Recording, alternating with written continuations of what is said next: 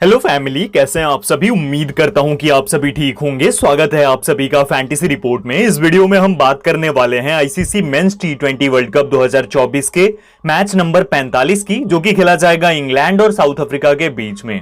यह मैच 21 जून 2024 को भारतीय समय अनुसार रात 8 बजे से खेला जाएगा और इसकी वेन्यू रहने वाली है Darren Sammy National Cricket Stadium, Gros Islet, Saint Lucia. इस मैच की कंप्लीट फैंटेसी रिपोर्ट के साथ मैं आ गया हूं। इस वीडियो में आपको वो सब कुछ मिलने वाला है जिससे आप अपनी बेस्ट स्मॉल लीग और ग्रैंड लीग की टीम्स को बिल्डअप कर सकते हो। लेकिन उसके लिए आपको कंप्लीट वीडियो देखनी होगी। वीडियो को एंड तक देखना, यही एक रिक्वेस्ट रहेगी मेरी, क्योंकि जब तक आप पूरी वीडियो नहीं देखोगे आप सब कुछ नहीं समझ पाओगे। और पूरी वीडियो देखने के लिए इसलिए भी बोल रहा हूं कि देखिए, जैसे ये ऑस्ट्रेलिया और बांग्लादेश का मैच खत्म हुआ, अब इसमें अगर आप देखेंगे तो 2 सैंपल टीम्स मैंने बताई थी और एक में मैंने कैप्टन एडम जैम्पा को करा था। और जैम्पा के अगर स्कोर को देखेंगे आप तो 176 पॉइंट्स देकर गया है।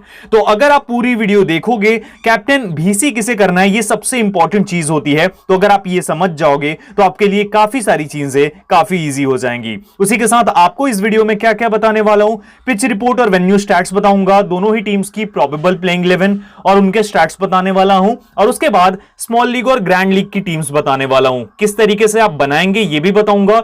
स्मॉल लीग में किसे पिक करना है और ग्रैंड लीग में कौन से वो हाई सिलेक्शन वाले प्लेयर्स हैं जिन्हें ड्रॉप करना है। जैसे आज मैंने बोला था कि शाकिब अल हसन को आप ड्रॉप करके चल सकते हो, तो जिन्होंने भी साकिब को ड्रॉप करा होगा ग्रैंड लीग से और किसी अदर प्लेयर को लिया होगा, उसके जीतने के चांसेस ज्यादा बढ़ गए होंगे। तो इसलिए पूरी वीडियो ध्यान से देखना। कैप्टन भीसी पिक भी बताऊंगा और 3 ट्रम्प प्लेयर्स बताने वाला हूं इस मैच के लिए। 3 ट्रम्प कार्ड प्लेयर्स जो कि बहुत अच्छा करके आपको दे सकते हैं और लो उनकी सिलेक्शन परसेंटेज होगी लेकिन हायर रिटर्न दे सकते हैं। तो पूरी वीडियो पूरा देखना, ध्यान से देखना।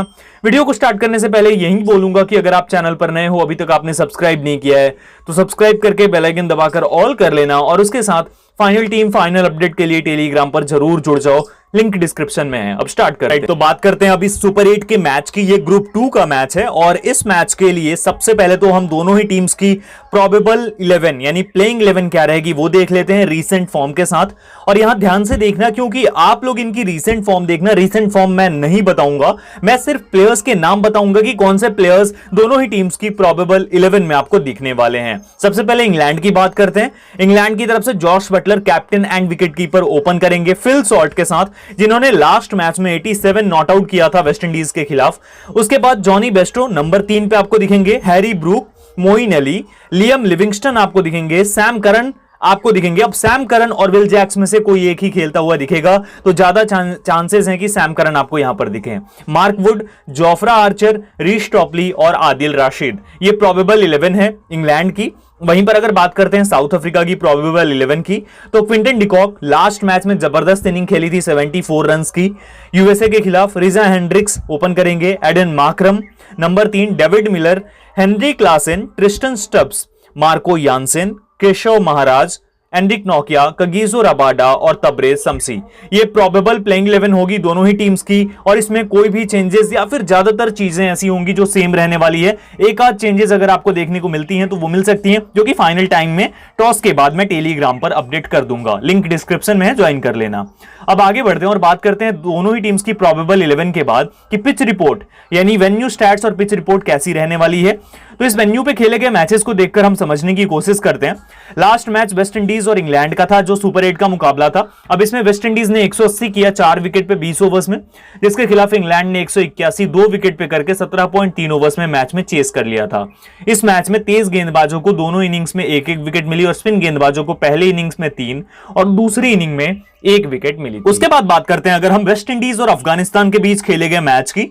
इसमें वेस्ट इंडीज ने 218 किया 5 विकेट पे, अफगानिस्तान 114 रन ही बना पाई, ऑल आउट हो गई। इस मैच में तेज गेंदबाजों को पहली इनिंग में 4 और दूसरी इनिंग में 5 विकेट मिली। स्पिनर्स को पहली इनिंग में कोई विकेट नहीं मिली, दूसरी इनिंग में 4 विकेट मिली। फिर स्कॉटलैंड 180 5 विकेट पे, ऑस्ट्रेलिया ने 186 5 विकेट पे करके 19.4 ओवर्स में चेस कर लिया। इस मैच में पेस बॉलर्स को फर्स्ट इनिंग्स में 1 और दूसरी इनिंग में 3 विकेट मिली। स्पिन बॉलर्स को फर्स्ट इनिंग्स में 4 और दूसरी इनिंग में 2 विकेट मिली। फिर वेस्ट इंडीज ने 199 की 8 विकेट पे और ऑस्ट्रेलिया 183 कर पाई थी 9 विकेट पे। इस मैच में पेसर्स को दोनों इनिंग्स में 6-6 विकेट मिली और स्पिन गेंदबाजों को पहली इनिंग में 2 विकेट और दूसरी इनिंग में 1 विकेट मिली। तो कुछ इस तरीके से ये परफॉर्मेंस रही है टीम्स की इस वेन्यू के ऊपर। अब अगर बात करते हैं कि किस तरीके से यहां पर बैटिंग होती है, तो इस मैच में देखेंगे पहले बैटिंग करने वाली टीम नहीं जीत पाई, इस मैच में पहले बैटिंग करने वाली टीम जीत गई, इस मैच में भी ऑस्ट्रेलिया चेस करके जीत गई। ठीक है, तो 2 मैचेस चेस करने वाली टीम और 1 मैच में पहले बैटिंग करने वाली टीम यहां पर जीतती हुई दिख रही है आपको। उसके बाद ये चौथा मैच, इसमें भी चेस करने वाली टीम हार गई।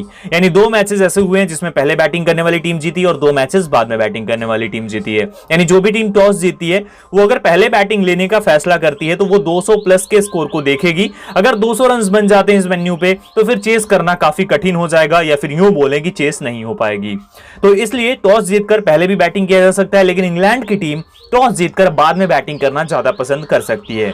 अब अगर बात करें तेज गेंदबाज और स्पिन गेंदबाजों की, तो यहां पर तेज गेंदबाज ने इस मैच में यानी वेस्ट इंडीज और इंग्लैंड वाले मैच में 2 विकेट लिए थे टोटल। उसके बाद वेस्ट इंडीज और अफगानिस्तान के मैच में 9 विकेट तेज गेंदबाज लेकर गए, 11 विकेट हो गए।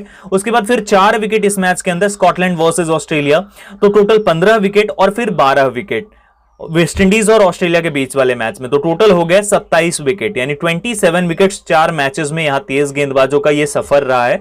वहीं पर अगर बात करते हैं स्पिन गेंदबाजों की, तो वेस्ट इंडीज और इंग्लैंड वाले मैच में 4 विकेट लेकर गए हैं स्पिनर्स, फिर वेस्ट इंडीज अफगानिस्तान में 4 विकेट लेकर गए हैं जो कि सेकंड इनिंग्स में लेकर गए हैं, तो टोटल 8 विकेट हो गए। स्कॉटलैंड और ऑस्ट्रेलिया वाले मैच में 6 विकेट, 14 विकेट, और वेस्ट इंडीज और ऑस्ट्रेलिया के मैच में टोटल 3 विकेट, यानी कि 17 विकेट जो है स्पिन गेंदबाज लेकर गए हैं। यानी लास्ट 4 इनिंग्स का जो टोटल लेखा जोखा है वो यूं है कि पेस बॉलर्स जो हैं, पेस बॉलर्स को 27 विकेट मिली हैं और स्पिन बॉलर्स को, स्पिन को जो है वो टोटल 17 विकेट्स मिली हैं। यानी कहीं ना कहीं पेस बॉलर्स को ज्यादा मदद मिलती है इस वेन्यू के ऊपर। ये सबसे इंपॉर्टेंट चीज है समझनी, ठीक है। तो ये कुछ इस तरीके से इस वेन्यू के स्टैट्स हैं। अब कुछ इंपॉर्टेंट स्टैट्स के ऊपर बात कर लेते हैं, प्लेयर्स की परफॉर्मेंस टीम्स के खिलाफ। जॉस बटलर साउथ अफ्रीका के खिलाफ 20 मैचेस में 481 रन कर चुका है 32 की एवरेज से। वहीं जॉनी बेस्टो ने 15 मैचेस में 485 किया है 44 की एवरेज से, यानी कि साउथ अफ्रीका के खिलाफ अच्छा करता है जॉनी बेस्टो, ठीक है। मोइन अली की अगर हम बात करते हैं तो 11 मैचेस में 188 रन है, 20 की एवरेज है। एडन मार्करम इंग्लैंड के खिलाफ 2 मैचेस में 103 रन है और 1 विकेट भी है। क्विंटन डिकॉक ने 12 मैचेस में 340 की 28 की एवरेज से। रिजा हेंड्रिक्स 9 मैचेस में 21 रन 24 की एवरेज इंग्लैंड के खिलाफ। तबरेज शमशी इंग्लैंड के खिलाफ 12 मैच में 16 विकेट। कगिसो रबाडा 8 मैच में 10 विकेट ले चुका है इंग्लैंड के खिलाफ। उसके बाद क्रिस जॉर्डन साउथ अफ्रीका के खिलाफ 17 मैचेस में 17 विकेट और आदिल राशिद के 15 मैचेस में 11 विकेट हैं साउथ अफ्रीका के खिलाफ। अगर बैटर स्टैट्स की बात करें इस वेन्यू के ऊपर, तो जॉनी बेस्टो ने 2 मैचेस में 110 रन किया है 68 की एवरेज से। फिल सॉल्ट ने 1 मैच में 87 किया और जॉस बटलर ने 1 मैच में 25 किया है। Bowling stats, Jofra Archer 1 match 1 wicket, Moeen Ali 1 wicket और लियम लिविंगस्टन भी 1 विकेट लेकर जा चुका है। तो कुछ इस तरीके से ये इंपॉर्टेंट स्टैट्स और कंप्लीट स्टैट्स थे दोनों ही टीम्स के प्लेयर्स के, परफॉर्मेंस उनकी थी और प्रोबेबल प्लेइंग 11 के साथ पिच रिपोर्ट। कंप्लीट स्टैट्स को हमने यहां डिस्कस कर लिया।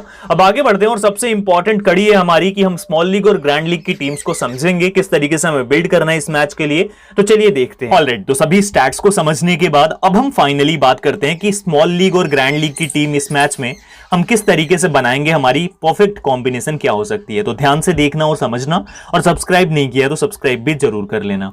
सबसे पहले हम बात करते हैं स्मॉल लीग की टीम की, कि हमारी जो स्मॉल लीग की टीम होगी इस मैच के लिए वो किस प्रकार से हम बिल्ड करेंगे। तो हमारे पास विकेट कीपिंग से 4 विकेट कीपर्स हैं।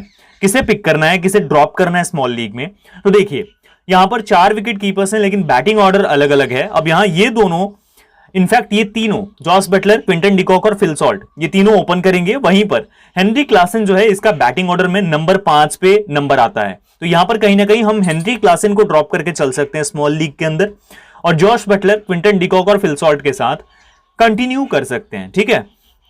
अब आ जाते हैं यहां पर बैटिंग में। तो बैटिंग में मैं यहां पिक करने वाला हूं सबसे पहले नंबर पर जॉनी बेस्टो को। दूसरा जो बैटर रहने वाला है यहां पर, अगर किसी को पिक करना है तो आप यहां से डेविड मिलर को कर सकते हो। कब? जब साउथ अफ्रीका चेस कर रही हो उस सिनेरियो में, ठीक है।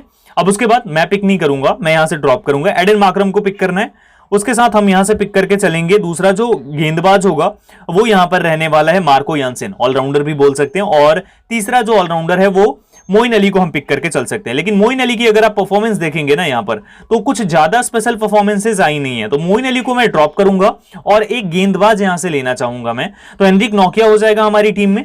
उसके बाद कगिसो रबाडा को लेना है, जोफ्रा आर्चर के साथ अब जो नेक्स्ट प्लेयर हम यहां पिक करेंगे तबरेज शमशी होगा। शमशी को हम ड्रॉप नहीं करेंगे इस मैच के लिए क्योंकि शमशी के स्टैट्स बहुत अच्छे हैं। और अगला बॉलर जो होगा वो आदिल राशिद होगा। ये हमारी कॉम्बिनेशन होगी स्मॉल लीग के लिए। आप चाहो तो किसी डिजायर प्लेयर को ड्रॉप करके और यहां पर हेनरी क्लासन को भी पिक कर सकते हो, जो कि एक रिस्की सौदा है क्योंकि नंबर 5 पे बैटिंग चलेगा तो चल भी सकता है लेकिन ज्यादा चांसेस है नहीं चलने के। ठीक है, ये इंपॉर्टेंट चीज है।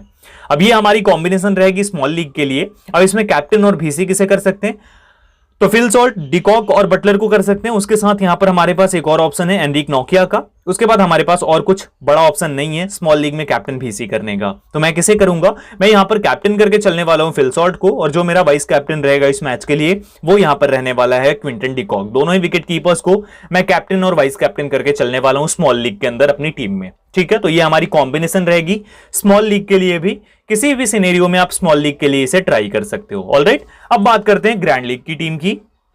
ऑलराइट, तो अब बात करते हैं ग्रैंड लीग की टीम की।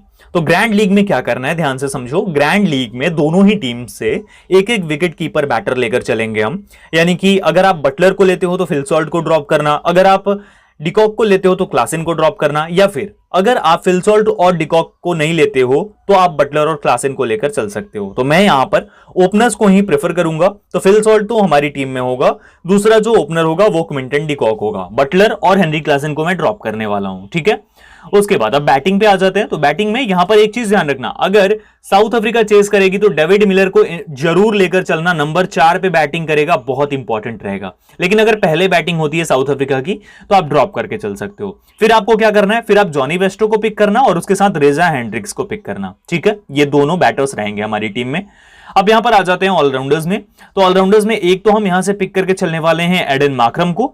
दूसरा जो ऑलराउंडर रहेगा जिसे हम पिक करके चलेंगे, अपनी टीम में लेकर चलना है आपको, वो होगा मार्को यानसेन। ठीक है, अब आ जाते हैं बॉलिंग पे। बॉलिंग में एनरिक नोकिया हमारी टीम का हिस्सा होगा, उसके साथ कागिजो रबाडा होगा। उसके बाद हम यहां से पिक करके चलेंगे। यहां देखो जोफ्रा आर्चर के अगर स्टैट्स हम देखते हैं तो कुछ स्पेशल स्टैट्स हैं नहीं जोफ्रा के, तो जोफ्रा को हम ड्रॉप करेंगे। और जोफ्रा को ड्रॉप करने के बाद यहां से अगर मार्क वुड के स्टैट्स को हम देख लेते हैं तो मार्क वुड ने भी ओमान के खिलाफ ही प्रदर्शन करा था अच्छा। ठीक है, तो हमारे पास बचता क्या है, हमारे पास ज्यादा कुछ है नहीं ऑप्शन। तो यहां से हम क्या करेंगे, जोफ्रा या मार्क वुड में से किसी एक को पिक करेंगे। आप अपने हिसाब से चूज कर लेना, मैं मार्क वुड को पिक करूंगा जोफ्रा के ऊपर, और 17% सिलेक्शन है तो ये तो हमारी टीम में होगा ही होगा। ठीक है, अब उसके बाद तबरेज शमशी भी हमारी टीम में होगा। ठीक है, एक और गेंदबाज रीश टॉपली को लेकर चलेंगे। हाईली रिस्की टीम बना रहा हूं मैं। यहां पर साउथ अफ्रीका 7 किया है, इंग्लैंड 4 किया है।